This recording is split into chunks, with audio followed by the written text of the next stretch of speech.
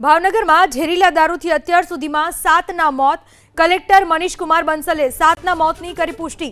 Duplicate role સ્ટ્રેગના સેવન બાદ 39 લોકો સારવાર હેઠળ હોવાની કલેક્ટરે કરી વાત.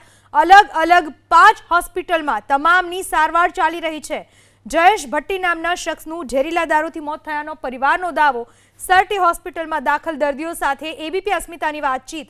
તમામ દાખલ દર્દીઓનો દારૂ પીધાનો એબીપી અસ્મિતા સમક્ષ સ્વીકાર. દારૂ પીધા બાદ ચક્કર અને ઉબકા શરૂ થતા તબીબો પાસે કરાવ્યું નિદાન. મૃતક ઉપેન્દ્રસિંહ ગોહિલના પિતરાઈ ભાઈનો ચોંકાવનારો ખુલાસો.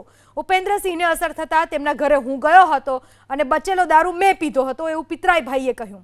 ઉપેન્દ્રસિંહના પિતરાઈ ભાઈની તબિયત હાલમાં સ્થિર છે. મૃતક ઉપેન્દ્રસિંહના પરિવારમાં માત્ર માતા જ છે, જે પરિવારમાં હાલમાં શોક છે. ભાવનગરમાં મિશ્રિત દારૂ પીધો હોવાના કારણે 5 જેટલા લોકોના મૃત્યુ થયાની ઘટના છે. તો વધુ કેટલાક અસરગ્રસ્તોને હોસ્પિટલમાં ખસેડવામાં આવ્યા છે. આપણી સાથે કેટલાક દર્દીઓ છે, તેમની સાથે વાત કરવાનો પ્રયાસ કરીશું. મોટાભાઈ, શું નામ છે તમારું? જયવત છે ઘનુભા ગોહિલ. તબિયત અત્યારે કયા પ્રકારની છે? અને નંબર સાહેબ 1 નંબર. શું ફરિયાદો આપણે ઉઠવામાં? કાંઈ છે નહીં, પીધું હતું એટલે આ બધું 7% આવ્યું હતું, આપણે સીધા દાખલ થઈ ગયા. તાવ આવ્યો તો ઉલટી થઈ હતી? કોઈ વસ્તુ કાંઈ નહીં. રિપોર્ટ ને બધું કરાવ? બધું કમ્પ્લીટ ઓકે હાલે. ચક્કર આવવાની કે કોઈ વસ્તુ કાંઈ નહીં. તબિયત છે તે તેમની તંદુરસ્ત હોવાનો તેઓ દાવો ચોક્કસથી કરી રહ્યા છે, પરંતુ અન્ય પણ દર્દીઓ છે જેમની હાલત અત્યારે વધુ ગંભીર હોય તે પ્રકારની પરિસ્થિતિ છે. અન્ય પણ કેટલાક દર્દીઓ છે, તેમની સાથે પણ વાત કરવાનો પ્રયાસ કરીશું. મોટાભાઈ, આપનું નામ શું છે? હર્ષદ. આપની તબિયત કયા પ્રકારની છે અને ફરિયાદ શું શું ઉઠી હતી આપણે? ના, એવું કંઈ સિસ્ટમ એવું કંઈ આવ્યા નહોતા, પણ ન્યૂઝ જોયા એટલે પછી મેં કીધું શું થતું હતું? તાવ આવતો, ચક્કર આવવાનું, એવી કોઈ ઉલટી? ચક્કર ને એવું, બસ બીજું કાંઈ નહીં, આમ નબળાય નહીં, બસ. રિપોર્ટમાં કંઈ નોર્મલ આવ્યું છે? બધું શું નોર્મલ છે. દાખલ ક્યારે છે? 18 તારીખે સાંજે 6 વાગે. 18 તારીખે સાંજે 6 વાગે તેઓ દાખલ થયા છે. અન્ય પણ દર્દી છે, તેમની સાથે પણ વાત કરશું. તમે પણ અસરગ્રસ્તમાં છો? તમે મતલબ શું, આપને શું ફરિયાદો ઊભી થઈ હતી? દારૂ પીધેલું? હા, પીધો હતો દારૂ. હા, દારૂ. તમે ક્યારે દાખલ થયા?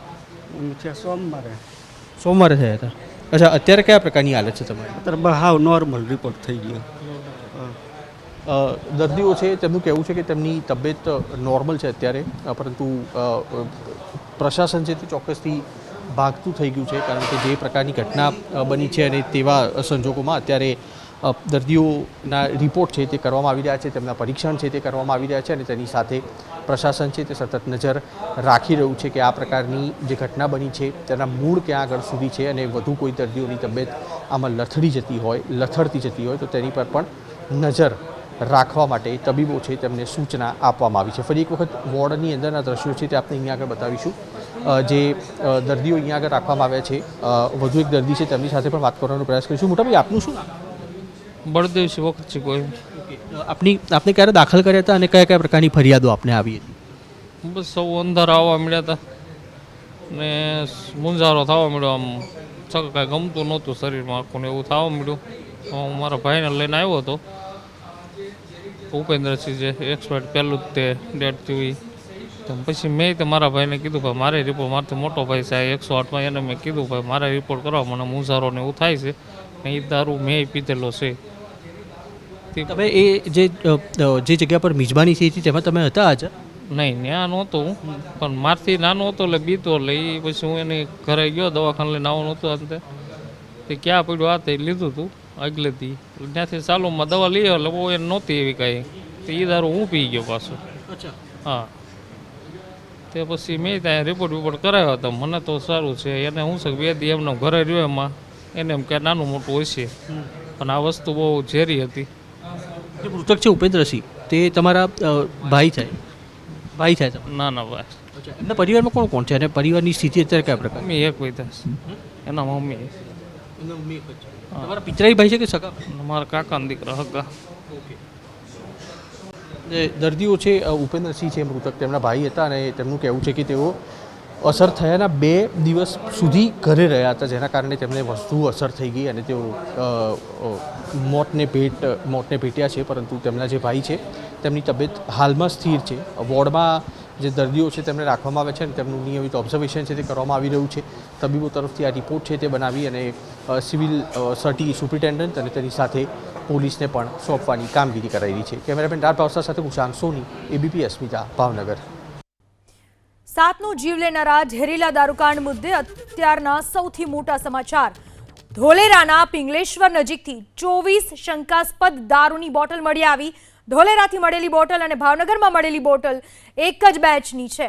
પોલીસે એક જ પ્રકારનો દારૂ હોવાની શંકાએ બોટલો FSLમાં મોકલી. FSLના રિપોર્ટ બાદ અમદાવાદમાં નકલી દારૂ ઘૂસ્યો છે કે નહીં તે સ્પષ્ટ થશે. ભાવનગરમાં જે દારૂ પીવાથી લોકો મર્યા એ દારૂ અમદાવાદમાં ઘૂસ્યાની આશંકા છે. ભાવનગરમાં દારૂ અને અમદાવાદ ગ્રામ્યમાંથી પકડાયેલ દારૂ એક બેચનો હોવાની શંકા. મિંગળપુરના શૈલેષ મેરની વાડીમાંથી શંકાસ્પદ દારૂની 24 બોટલ ઝડપાઈ. શૈલેષ મેરે ભાવનગરના બુટલેગર જયદીપ પાસેથી લીધો હતો દારૂ. આ વિશે વધુ માહિતી આપવા આપણી સાથે જોડાઈ ચૂક્યા છે અમારા સંવાદદાતા હિરેન રાજુગુરુ. હિરેન, જે ભાવનગરમાં લઠ્ઠાકાંડ થયો એ દારૂ કેટલીય જગ્યાએ ગુજરાતમાં ખબર નહીં સપ્લાય થયો હશે. એક આશંકા એ છે, એક કડી એવી છે કે અમદાવાદમાં પણ સપ્લાય થયો હોઈ શકે. કયા આધાર પર આ માહિતી મળી છે? બિલકુલ, જે બુટલેગરની ભાવનગર પોલીસે ધરપકડ કરી છે જયદીપ, કે જેની પાસેથી પણ આ નકલી દારૂ, મિક્સ કરેલો દારૂ મળી આવ્યો છે. એ કેસના સંદર્ભમાં જયદીપની ધરપકડ કરવામાં આવી છે. ધોલેરા તાલુકાનું મિંગલપુર, જ્યાંથી શૈલેષ મેરની ધરપકડ કરવામાં આવી છે. શૈલેષ મેરે પોલીસની પાસે કબૂલાત કરી છે કે આ જયદીપ પાસેથી જ તેણે દારૂ લીધો હતો, જે 24 બોટલ દારૂ હતો, અને એ દારૂ અહીંયા તે વેચાણ માટે લાવ્યો હતો. જો કે એ વેચે એ પહેલા પોલીસે એ દારૂ પકડી લીધો છે. પોલીસે દારૂ પકડી અને બંને જે બોટલો છે, ભાવનગરમાં જે ઝેરી દારૂ અથવા તો જે મિક્સ કરેલો નકલી દારૂ પીવાથી લોકોના મૃત્યુ થયા છે, એ દારૂની બોટલો અને આ મિંગલપુરથી પકડાયેલી દારૂની બોટલો એક જ બેચની છે એ સ્પષ્ટ થઈ ચૂક્યું છે. પરંતુ પોલીસે એ FSLમાં એટલા માટે મોકલ્યું છે કે તેની અંદર મિથેનોલનો જથ્થો મળી આવે છે, પ્રમાણ મળી આવે છે કે નહીં. ઇથેનોલ અને મિથેનોલ બે મિક્સ આ દારૂની બોટલમાંથી મળે છે કે નથી મળતું,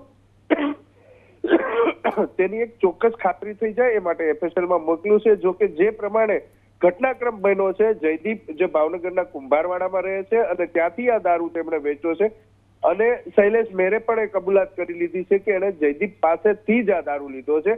એટલે તમામ કડીઓ મળે છે કે આ દારૂ પણ એ ઝેરી અથવા તો ભેળસેળ વાળો હતો. એમ છતાં FSLનો રિપોર્ટ આવે ત્યારબાદ પોલીસ સત્તાવાર માહિતી આપશે.